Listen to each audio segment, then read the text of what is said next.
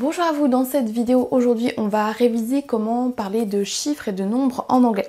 Je vous avoue que c'est une vidéo que je fais spécialement pour ma sœur qui a besoin d'une petite révision avant un entretien téléphonique la semaine prochaine. Donc je me suis dit pourquoi pas en faire partager tout le monde. Les chiffres c'est hyper important en anglais quand vous devez parler d'une augmentation de salaire, quand vous devez négocier le prix d'une maison, quand vous devez parler du prix d'un objet sur un marché en Chine parce que vous devez négocier les prix. C'est très important pour diverses raisons. Donner l'heure, donner un numéro de téléphone. Donc il y a vraiment énormément de situations où vous aurez besoin de parler de chiffres et de nombres. Et vous pouvez faire des impairs si c'est en termes de prix par exemple, si vous ne maîtrisez pas les nombres en anglais. Donc keep watching si vous êtes intéressé. Ce que je vous propose de faire, c'est chaque fois que je vais mettre un chiffre au tableau, je vous propose de mettre pause avant que je vous dise exactement comment ça se prononcerait à l'oral. Comme ça, vous vous exercez un petit peu. Là, par exemple, on a 1845 et je voudrais que vous posez la question pendant quelques secondes, mettez pause, comment est-ce que je vais dire ça en anglais? Et je vous donne la réponse juste après. Alors attention, il y a un petit piège parce qu'en anglais, on va pas dire 1845, ça dépendra de ce qu'il y a derrière, de quoi on parle. Si on parle de l'année 1845, si c'est un numéro de téléphone ou une partie de numéro de téléphone, si on fait référence à 18h45 l'heure, ou si on parle du nombre de, par exemple, il y a 1845 personnes à la manifestation. Donc suivant le cas de figure, on va pas prononcer de la même façon. Donc je vous propose de remettre pause de nouveau et d'essayer de trouver comment on dirait 1845 en anglais si c'était une année, si c'était dans un numéro de téléphone, si c'était pour parler de l'heure, 18h45, et si on voulait parler d'un nombre, par exemple 1845 habitants ou quelque chose comme ça. Si on parle de l'année 1845, il suffit de couper en deux et de dire les deux parties l'une après l'autre. On va dire comme si on disait 1845, tout simplement 1845. Donc ça c'est pour une année, si vous parlez de l'année 1845. 1845. Les anglophones vont donner leur numéro de téléphone en donnant les chiffres un par un. Nous, on va dire 06, 83, on va les lier par deux et on va pas dire 06, 83, 71, 27. En anglais, on va donner son numéro de téléphone en détaillant les chiffres un par un. Donc si c'était une partie de numéro de téléphone, le numéro de téléphone serait plus long, on devrait dire 1845. Donc si vous devez vous-même donner votre numéro de téléphone, habituez-vous à donner les chiffres un par un. Pour l'heure, attention, on ne dira pas 1845, c'est quelque chose qu'on verra écrit, par exemple dans les aéroports, pour faire la distinction entre 6h45 du matin et 6h45 de l'après-midi, mais on ne le dira pas à l'oral. Vous ne pouvez pas dire 20h le soir en disant 20 o'clock.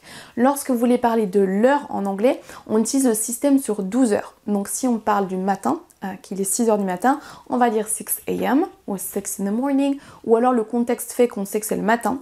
Et si vous voulez parler de 18h, on ne dira pas 18 o'clock, mais on dira 6 o'clock, 6 p.m., 6 in the evening, ou alors 6, parce que c'est clair que c'est 18h le soir. Pas passer trop de temps à parler de comment dire l'heure en anglais, ce sera peut-être l'objet d'une prochaine vidéo, mais sachez que pour dire 18h45, vous avez le choix entre 6:45, donc là on sépare en deux bouts comme pour la date, mais vous ne pouvez pas dire 18, vous direz 6:45, 6h45.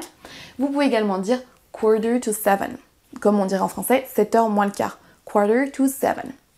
Et si vous parlez du nombre de quelque chose, number of items, par exemple 1845 maisons, personnes, habitants, peu importe quoi, voitures, manifestants, je ne sais quoi, ou un nombre d'années, il y a 1845 ans, on devra dire 1845. 1845. Cars, houses, people. On va prendre les catégories une par une et à la fin on va surtout parler chiffres, prix, parce que c'est quelque chose qui est très important et on ne veut pas faire d'impair dans ce cas de figure. On va prendre d'abord les années. Comme tout à l'heure, je vous propose de mettre pause et de voir qu'est-ce que vous diriez vous à l'oral pour parler de ces années. Alors dans ce cas de figure, je vous ai dit tout à l'heure qu'on pouvait couper en deux, mais lorsque vous avez deux zéros derrière, vous n'entendrez jamais 1800 ou 1900. Vous pouvez couper en deux lorsque vous avez des chiffres des deux côtés. Par exemple, en 1840, vous pourriez dire 1840, mais ici, on n'entendra jamais 1800. Vous devrez dire 1800, comme on dirait en français 1800. Ici, c'est pareil, on dira en français 1900 ou 1900. C'est exactement la même chose en anglais, on dira 1900. 1900. C'est pareil pour l'année 2000, on peut pas dire 2000 ou 2000, je ne sais quoi. Pour dire 2000, on va dire 2000. 2000. En l'an 2000, in 2000. Si vous avez par exemple 2001, 2002, 2003, il faut rajouter and 1, and 2, and 3. 2001, 2001, 2005, 2005. Là, on retrouve de nouveau un cas de figure où on peut couper en deux et dire les deux chiffres l'un après l'autre. Donc ici, on a le choix entre 2012, 2012, 2012 ou 2012. 2012 ou 2012. Les deux sont utilisés. Après, vous avez des gens qui vont dire que l'un ou que l'autre, parfois les deux. Vous pouvez clairement choisir entre les deux options. Les deux sont clairement possibles. Donc 2012, 2012. Ensuite, on a les années 2020 et plus. On peut de nouveau couper en deux et dire 2020. Donc on pourra dire 2020. Notez que les Britanniques vont prononcer le deuxième T ici et dire 2020. Alors que les Américains vont l'omettre et on ne l'entend pas. On va dire 2020. Vous pouvez aussi dire 2020 ou 2020, donc 2020. Les deux sont possibles, les deux s'entendent, mais globalement, notez que les anglophones, quand c'est votre langue maternelle, si on a l'occasion de raccourcir pour parler assez vite et de façon fluide, on va le faire. Donc on entend quand même souvent 2020. C'est pareil pour 2021, on pourra dire 2021 ou aussi 2021. Mais honnêtement, je ne peux pas vous dire de source sûre que celui-ci est plus utilisé, mais globalement, lorsqu'on peut raccourcir, souvent les anglophones le font, donc on entendra peut-être plus souvent 2020 que 2020. Surtout que le 1000 est difficile à prononcer, donc si vraiment vous voulez vous simplifier la vie, préférez peut-être cette façon de faire 2021, 2025. Et c'est encore plus vrai pour le 2020 parce que vous avez des deux côtés 2020, ça rime, donc c'est souvent plus facile à prononcer que la totalité 2020. 2020, ça se dit quand même globalement bien. Voyons maintenant les numéros de téléphone qu'on ne va pas dire comme on le dira en français. On ne dira pas 23, 76, 45, 18, mais on dira les chiffres un par un. Donc pour le premier, ça donnerait 237, 645, 18.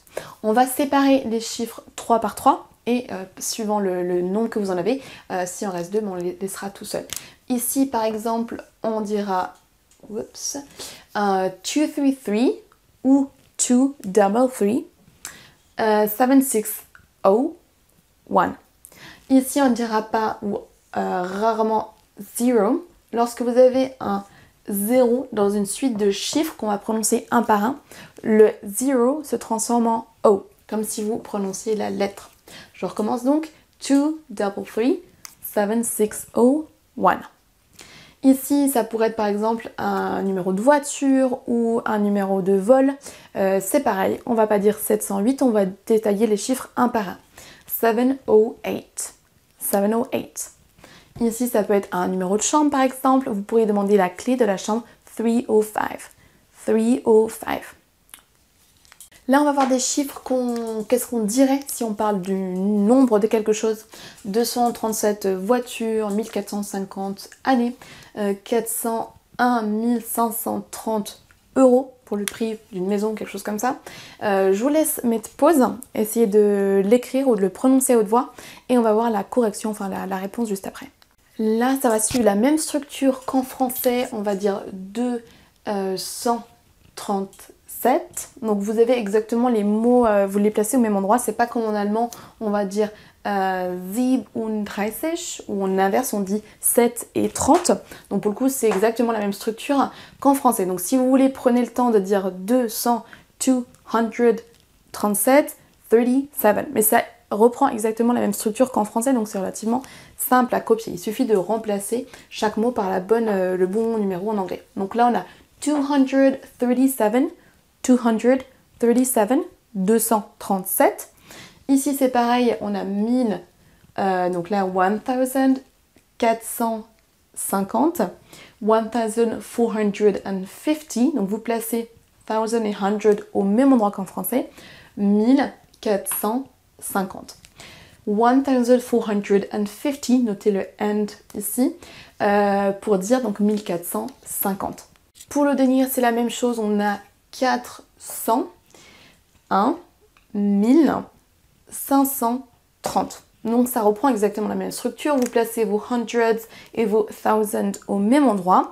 Donc pour 401 1530, prenez bien le temps de découper 400, 400, 401, donc 401, 1000, donc 401 000, 530, 530, 530, 401 530. Voilà donc ce que ça donne, 6,400,230. On a donc la même structure, 6 400 230. Donc vraiment, c'est vraiment copier-coller sur le français. Il faut juste remplacer million par million, 100 par 100, 1000 par 1000. Je vous le redis une deuxième fois, 6,400,230.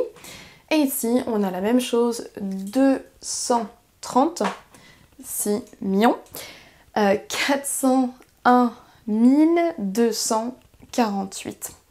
236 401,248. Donc retenez que c'est copier-coller par rapport au français. Il faut faire attention de ne pas mélanger 100 qui veut dire 100 et 1000 qui veut dire 1000 parce que c'est souvent une erreur que vous faites souvent, vous avez du mal à séparer les deux. Donc habituez-vous à dire 230 et à prononcer les dates en utilisant 1000. Pour retenir la différence entre 100 et 1000, il ne faut pas juste vous dire 100 égale 100, 1000 égale 1000, c'est tout. Prononcez plusieurs fois des dates, votre anniversaire, en quelle année on est, 2021, peu importe, mais essayez de prononcer plusieurs fois des phrases complètes en utilisant ce 100 et ce 1000. En donnant des vrais exemples. Et par exemple, dans mon village, il y a 407 habitants, 407 people living in my village. Donnez des choses concrètes et c'est comme ça que vous allez retenir la différence entre 100 et 1000. On va terminer par les chiffres pour parler d'argent. Là ici on a des euros, des dollars et des pounds, des livres.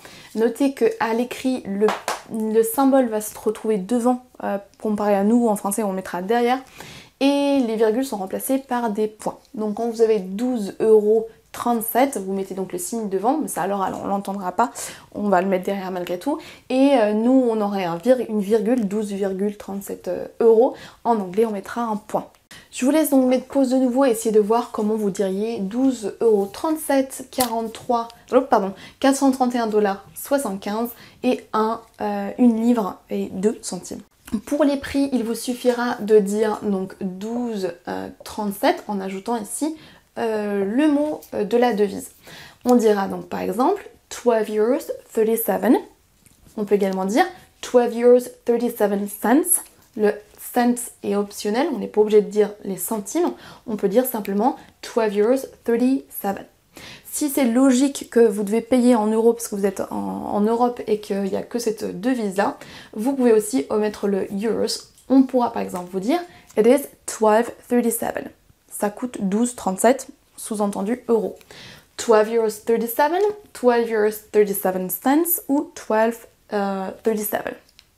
On continue ensuite avec nos dollars. Là ici on a 433,75 $. Là c'est pareil, on met le dollar, on le prononce si on veut le dire à l'oral, on le met ici. 431,75 $. De nouveau, cents, il n'est pas obligé, on n'est pas obligé de le dire. Et vous pouvez aussi omettre le dollars. 431,75 $.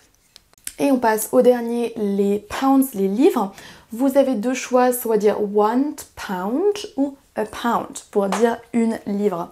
1 pound 2, a pound 2. Et vous pourriez également rajouter, au lieu de dire cents, ici on parle de penny.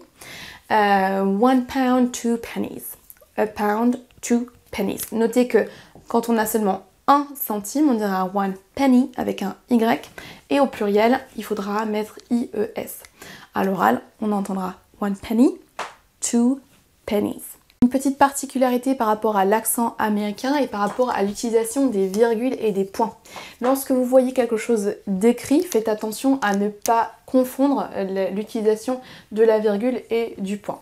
En France, lorsqu'on va dire 1200 euros, peu importe, personne, gens, ce que vous voulez, on ne mettra rien ici entre le 1 et le 2. Ça, c'est 1200 à l'écrit. Aux États-Unis, on va utiliser une virgule pour séparer le chiffre 1 du reste. Sachez que vous allez globalement les Américains vont globalement mettre une virgule chaque fois que vous avez 3 numéros, 3 chiffres de suite pour les séparer. Donc 2 500 000, vous pouvez voir des virgules à chaque fois. C'est important à savoir pour que vous ne croyez pas que ce 1,200 ce soit seulement 1,200.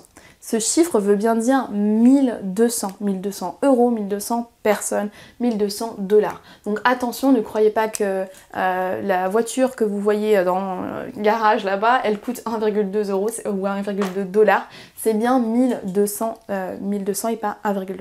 Donc ici, si vous voyez écrit 1,200, ça correspond bien à 1200, 1200. Et ici, on a bien 2 500 000. Donc 2 500,000 whatever people, things. A l'inverse, et ça c'est vrai pour l'anglais britannique et l'anglais américain, peu importe où vous allez, partout où on parle anglais, on va utiliser un point à la place d'une virgule. Vous avez peut-être noté tout à l'heure quand on parlait de prix, pour parler de 1,30 €, on ne dira pas 1,30 € comme on le ferait en français, mais on mettra un point pour remplacer notre virgule à nous. Pareil pour 2,50% d'augmentation, quelque chose dans ce genre-là par exemple, hop, au lieu de mettre une virgule, on aura donc un point. Donc il faut faire vraiment attention à cette distinction entre les virgules et les points parce que chez nous, c'est pas du tout la même utilisation. Un petit récapitulatif de l'utilisation entre le point et la virgule, donc entre le français et l'anglais. Notez que là où nous on dira 1,3%, en anglais on aura un point et à l'oral on dira point. Pour une augmentation de 1,3%, on dira 1.3% of increase. 1.3%.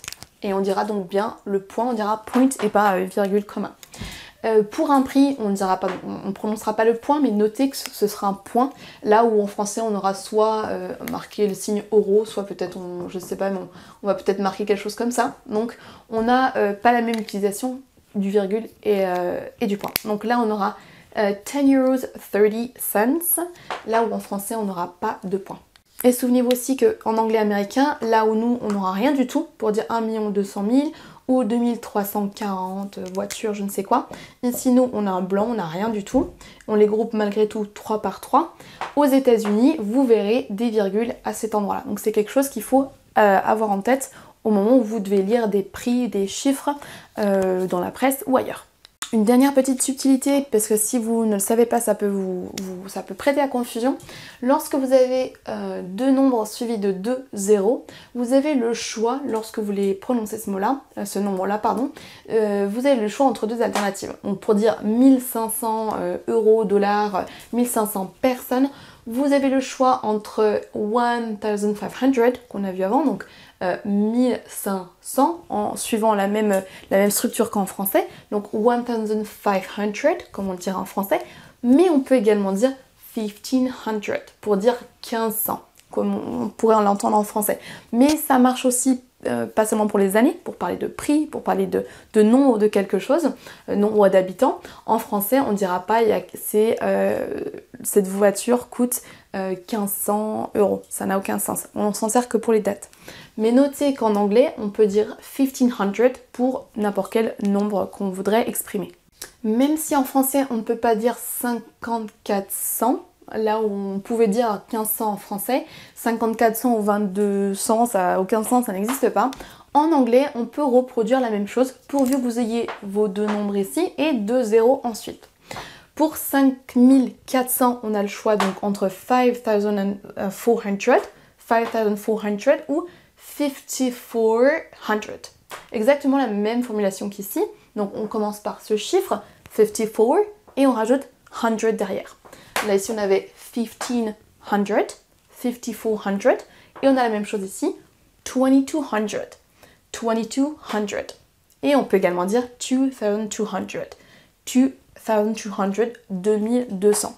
Mais notez que les deux formulations sont possibles parce que si vous entendez 15, donc 15, et 100 derrière, ça peut vous perturber parce que vous entendez 100 et au final on vous parle de 1500. Normalement, de ce que j'en ai retenu et compris, c'est une formulation, celle-ci, qui est plus utilisée aux États-Unis qu'en Grande-Bretagne. Tout ça parce que c'est plus rapide à dire et que c'est on peut le prononcer plus rapidement que te dire la totalité 1500. 1500, il y a moins de syllabes à prononcer, donc c'est souvent ce que vont préférer dire les Américains. Pour vraiment retenir tout ce que je vous ai dit, je vous ai préparé un petit exercice. Je vous propose, dès que j'ai fini mon explication, de mettre pause sur la vidéo et de vous entraîner à écrire en toutes lettres ces chiffres dans les commentaires. Donc là, vous avez 12,31 €, 10,5%, 1238 personnes, 1 500 748 années, il y a tant de temps. Là, c'est un numéro de téléphone et là, je vous propose une année. Je vous propose donc d'écrire ça dans les commentaires et d'aller regarder dans la description ensuite, vous aurez la correction de ces différents chiffres. Je vous l'écrirai comme on le prononcerait à l'oral. Si cette vidéo vous a plu, pensez à me donner un petit like, pensez à la partager avec quelqu'un qui apprend l'anglais actuellement. Et si vous êtes en train de réviser les chiffres et que vous voulez plus de vidéos de ce genre pour donner l'heure, pour donner une date précise, faites-le moi savoir dans les commentaires. Et si ce n'est pas fait, pensez aussi à vous abonner à ma chaîne YouTube et à cliquer sur la cloche pour recevoir des notifications chaque fois que je publie une nouvelle vidéo. Bye!